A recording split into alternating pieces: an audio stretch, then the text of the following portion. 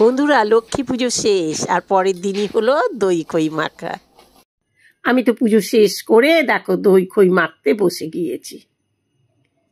দই খই সবসময় কলা ডোঙ্গাতে দিতে হয় মা লক্ষ্মীর কাছে, আর মা লক্ষ্মীর কাছে দিয়ে বলতে হয়, ওপরে খই নিচে দই, এসছো লক্ষ্মী যাবে কই, নাকি নিচে দই ওপরে খই, এসছো লক্ষ্মী যাবে কই।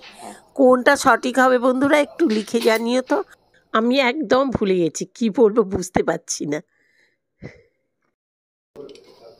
পুজো করার পর দিয়ে পরের দিন আমাদের খেতে হয় দই খই, বুঝতে পারলে?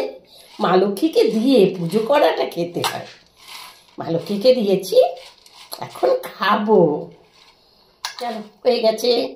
তোমাদের তো দিতে পারবো না, একটা দলা ধরে যে দেবো তোমাদের দিতে পারবো না, আমাকে আর তোমার কাকুকে খেতে হবে। দেখেছো কতগুলো প্রসাদ। এই টাইমে বাচ্চাগুলোকে মিস করা হয়, কোথায় ওরা দূরে রয়েছে।